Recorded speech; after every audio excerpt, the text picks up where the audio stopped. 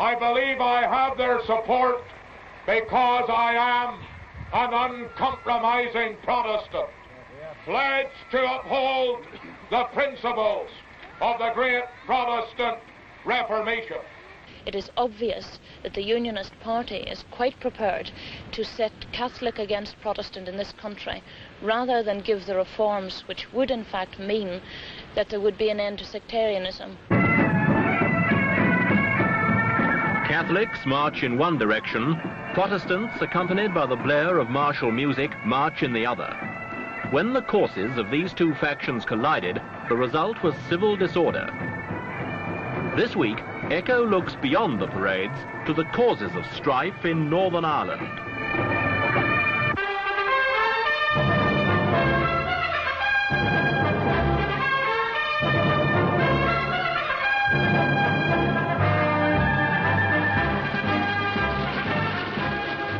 Violence like this hit Northern Ireland in 1969 after years of simmering bitterness between the Catholic minority and the ruling Protestant regime. But the problems are not entirely sectarian. Here in Belfast, capital city of the province, unemployment is a major factor in the recent upheaval. Even the dockyards, the largest source of employment in the city, have contracted in the face of foreign competition. And outside Belfast, the situation is worse. In some areas, the unemployment rate runs as high as 20% of the working population. Apart from the dockyards, there is little other heavy industry. Within this unhappy structure, Catholics claim they are the principal victims, accusing the Protestant government of depriving them of work, votes and municipal housing by political and religious discrimination. And while the economic problems are large and long-standing, it is religion above all which divides this land.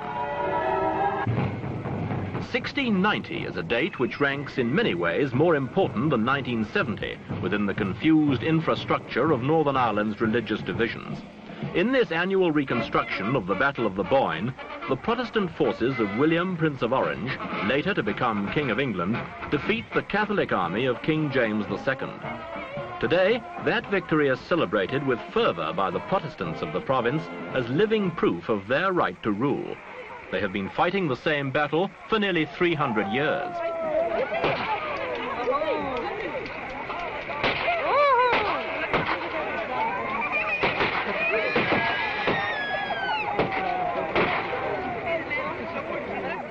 The Catholic flag is shot to ribbons, while the Union Jack, symbol of Northern Ireland's union with England, flies everywhere as Protestants prepare for the great Orange Day parades commemorating the Boyne victory.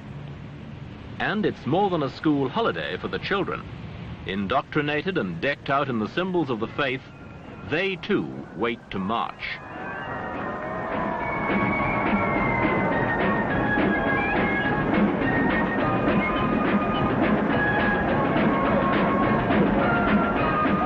The bands and the banners of the Protestant Orange Lodges wind in day-long procession through the streets of all Northern Ireland cities on Orange Day, and Catholics remain out of sight. For years, these parades were harmless enough. But in the heightened political tension of recent times, Catholics increasingly saw them as an affront, a flaunting of Orange Lodges as an organized arm of the Unionist Party government. Catholic opposition and demands for equality began to grow.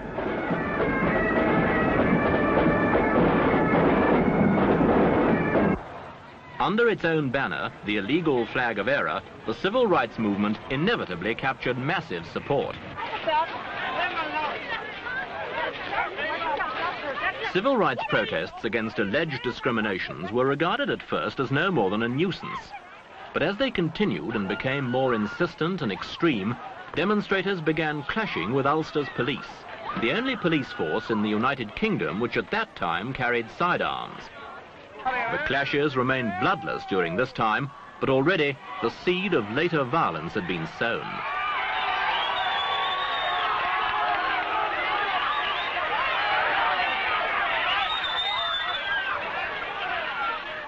Demonstrations broke out like a rash across the face of Northern Ireland.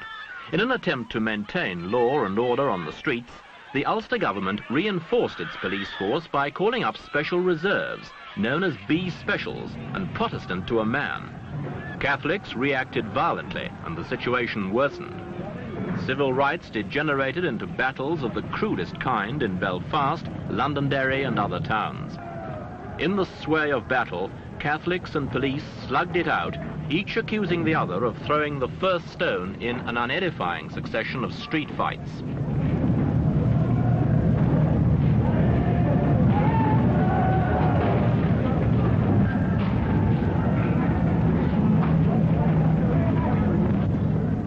A great many of the civil rights complaints about vote rigging, inequality of housing and job opportunity, as well as the brutal behavior of police and B specials, were later supported, at least in part, by an independent inquiry.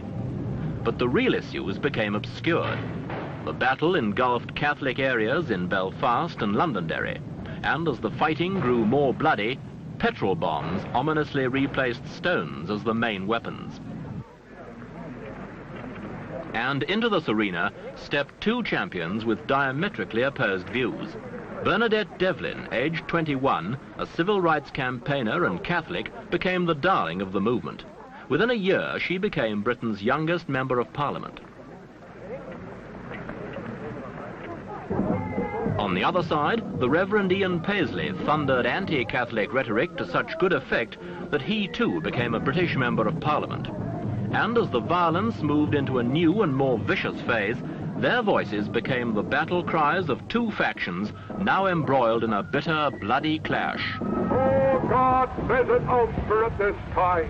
Remove from us the tyrants who would seek to take away our liberty.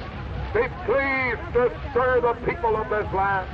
And oh God, in wrath, remember mercy, and for thy Son's sake, give us great victory. If I thought it would bring justice to the people of this country, I would be quite prepared to give my life. The only thing is that in the present situation, because the Unionist Party is not prepared to do anything, quite a few of us may give our lives for nothing. But as always, when politicians speak of victory and the laying down of life, it was the ordinary people who suffered the privations and the loss.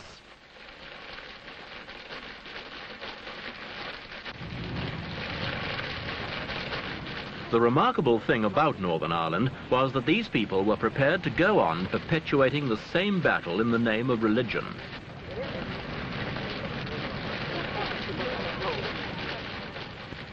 Whatever political motives actuated the Ulster government and the civil rights leaders, the fight became basically between men, women and children of the Catholic faith against men, women and children of the Protestant persuasion. In 1969, when it became clear that the Ulster police could no longer contain the violence, the British government stepped in. Troops were sent in force to the province to restore order.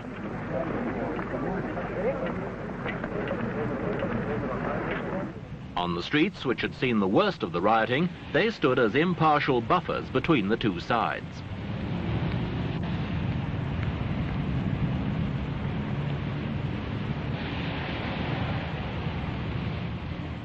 With a nightly curfew, the troops imposed a temporary peace. The brief threat of intervention from Éire, the Irish Republic which constitutes the rest of Ireland, added fresh fuel to the situation for a time. But gradually the barricades behind which the Catholic communities had defended themselves did come down. While Catholic news sheets kept up the pressure, the province itself seemed exhausted by months of rioting. And when Bernadette Devlin was sent to prison for her part in the Londonderry battles, the expected mass demonstrations were on a smaller scale than before. It wasn't my decision. There's not much I can do about it. The clergy, for their part, made some attempt to reconcile their communities, but peace in Northern Ireland can still only be guaranteed by the presence of troops. There are hopeful signs for the people of the province. Faced with the justifiable claims of the Catholic minority, the Ulster government is committed to reform, including the introduction of universal suffrage and equality in housing and employment, regardless of religion. Furthermore, the B specials, so feared by Catholics, have been disbanded and the police disarmed. It appears that Northern Ireland's suffering has achieved something. It remains to be seen whether all the reforms will be adequately implemented, and if the Catholic minority will be satisfied. If so, peace may reign permanently here. If not, then the curse of bigotry and its own history may yet again convulse this land and its oddly devout people.